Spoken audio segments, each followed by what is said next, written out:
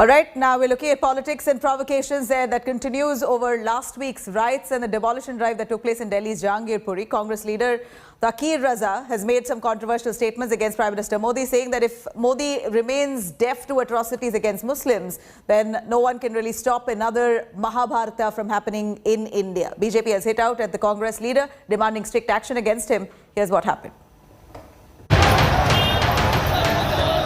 Politics and provocations continue over last week's riots and the demolition drive that followed in Jahangirpuri. Controversial cleric and Congress leader Takir Raza Khan has sparked a new controversy comparing Prime Minister Narendra Modi to Dhritarashtra. Launching a personal attack on Modi, Raza said that if the Prime Minister remains deaf to atrocities against Muslims, then no one can stop another Mahabharata from happening in India. The Congress leader from Uttar Pradesh then issued an open threat saying, if Muslims hit the streets, no one can stop them. इस देश को बांटने वाली कोई शक्ति अभी पैदा नहीं हुई है। भारत के मुसलमान अपने बहुसंख्यक साथियों में पूरा विश्वास रखते हैं। इस विश्वास को ठेस नहीं लगनी चाहिए। While the Congress tried to play down the comment, the damage was already done. जेल में जगह खाली है और जो गुंडाई करेंगे ठीक किया जाएगा। Hindu Mahasabha President Swami Chakrapani described Raza's statement as call for civil war. ये बयान बिल्कुल ऐसा लग रहा है कि जैसे भारत में गृह युद्ध कराने के लिए पाकिस्तान से इन लोगों ने सुपारी ले रखी है। मैं सरकार से मांग करता हूं, ये जो बयान दे रहे हैं इसको हल्के में न लिया जाए। Meanwhile, opposition parties are sending their delegations to the riot-hit areas of Jahangirpuri. After the Congress and Aam Aadmi Party teams visited Jahangirpuri, the TMC, SP and CPI delegations flocked to the colony on Friday. The TMC's all-women delegation claimed to have entered Jahangirpuri through the alleys, but they were escorted out by the police. On arrival, saw the police have surrounded the total area, and if you can just focus your camera that side, you can see how those people are being forced with lathi by the police. CPI leader D. Raja alleged that the police did not allow his party delegation to meet the families living in the area. The CPI staged a protest and raised slogans against Home Minister Amit Shah and Delhi police. Mr. Amit Shah should be held answerable to the illegal bulldozing without following any due process in the name, even for encroachments. A VHP delegation that tried to enter the riot zone was also stopped by the police. While no violence has been reported since Saturday, when the riots took place, Jahangirpuri remains tense. What is perhaps needed from leaders is less of politics and more of healing. Bureau Report, India Today. ये देखो सराय में जो मंदिर है शिव जी का वो कैसे धराशायी, ये देखो ये गया मंदिर पूरा। ओहो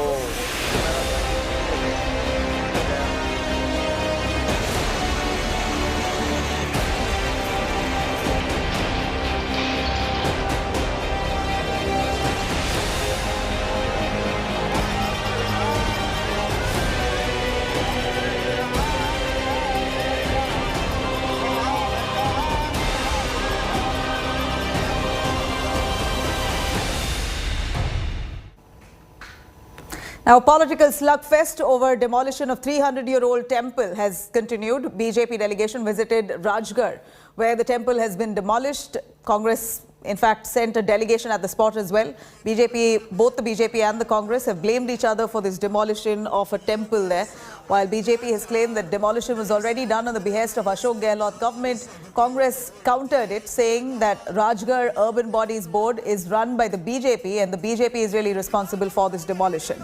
OAC has also targeted the BJP over the incident, saying that the Saffron Party must apologize for its attacks on condemnable decision by BJP-ruled municipality board to demolish a Prachin Mandir in Rajgarh, Rajasthan. In fact, BJP has filed a complaint against the SDM and municipality EO for hurting religious sentiments. BJP के नेता कुछ भी कर सकते हैं, लेकिन मंदिर नहीं तोड़ सकते। गलती नहीं, महागलती गहलोत साहब ने गलती की है, उनकी पुलिस ने की है, उनके अधिकारियों ने की है। औरंगजेब का हमने इतिहास में पढ़ा था, औरंगजेब से भी बढ़ के हमने आंखों से देख लिया। गहलोत साहब सुपर औरंगजेब हैं जिन्होंने जिस प्रकार से बर्बरता पूर्वक मूर्तियों को तोड़ा गया है, शायद औरंगजेब और तैमूरलंग के इलाके के जमाने में भी इस प्रकार का पाप नहीं हुआ होगा जो कांग्रेस ने यहाँ पर किया है। 5 मेंबर्स की कमेटी, उच्च स्तरीय कमेटी बना करके भी भेज दी जाए ताकि तथ्यात्मक रिपोर्ट आए। तो इसलिए उन्होंने हमें भेजा है कि हम आकर के सब लोगों से मिलकर के बात करें और ये रिपोर्ट हम जाकर के उनको सौंपेंगे। I have called it a condemnable decision by a municipality board which is headed by BJP, and the decision was very gleefully implemented by the Ashok Gehlot government. So that is why I have said that the BJP, RSS and the Congress government Rajasthan should apologize for what they have done, and also should apologize for all the attacks that have taken place in Karoli also.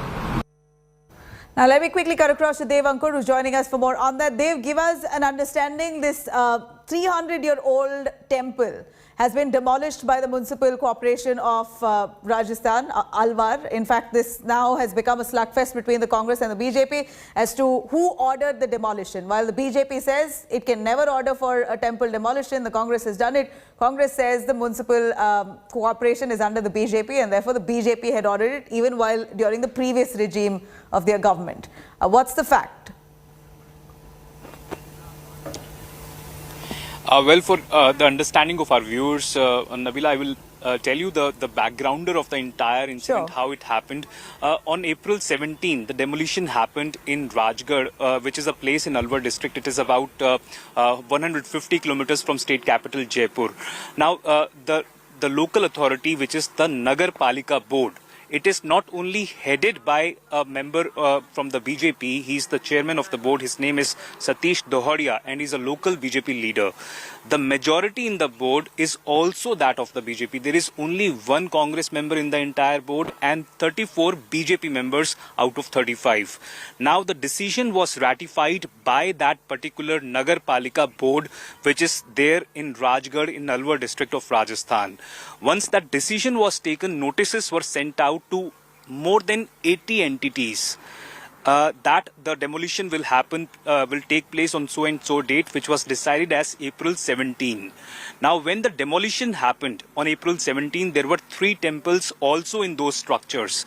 After the videos of one particular temple went viral, that is when the BJP decided to take this issue up, given the fact that it thought that it could hit out at the Congress, which is run by Ashok Gehlot in Rajasthan, the government of the days of Ashok Gehlot, and it made it into a political issue, despite the fact that the local board is not only headed by a BJP leader, but the majority, as I mentioned, is also that of the BJP.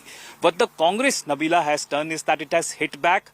It has filed an FIR against the board chairman, who is Satish Dohadia, who is a BJP leader, and it has also claimed that all those people, all those members of that board who were responsible for ratifying that decision or for going ahead with that decision of carrying out demolition, all of them are currently missing, and they have claimed that all of those people, they want the police to act against them. Nabila? Right. You know, at this point, what's the site of the temple looking like? Dev, is it completely demolished? And that's what that's of course now become a massive concern for people around the area who have been seeing that spot for at least 300 years, a temple, a place of worship that's now been brought to rubble. Is there any security, any communal tension as such there? Well, Nabila, the atmosphere, to tell you the truth, is actually tense. There is a lot of agitation that has been happening. The tempers have flared up after the demolition of the 3 temples. But the fact is that, there are disputed versions about how old the temples actually were. Some people claim that one of the temples was around 250 years old, while one other temple was recently made, and there are also claims that it was made upon land which was either illegally encroached upon, or there was a nala which was flowing below that land, and that is on above which the temple was built. So these are disputed. These are varied versions which have come out with regard to the temple. As far as the demolition of the sites were concerned, those structures are still lying in demolished state. They are still in ruins. But what the district administration has gone ahead and mentioned is that that the 3 temples will be reconstructed or rebuilt, and the sense is that Ashok Gehlot himself has communicated, the government has communicated to the Alwar district administration that those temples have to be rebuilt, and that is why today the Alwar district administration has clearly announced that those 3 temples that were demolished, they will be rebuilt. As far as those shops, the scores of shops and houses that were demolished, and some of the people have claimed that they had papers and yet the houses were demolished. They have claimed that a committee will be set up or a camp will be set up which will be looking into those disputes. Nabila? Right. All right. Thank you very much, Dev, for joining us with those details. Now, we're looking at a political slugfest that's ensued in Rajasthan after 3 temples in Alwar were recently bulldozed to remove encroachments. The opposition BJP has slammed the Congress government for demolishing the temples in the name of development. Here's more on that. ये देखो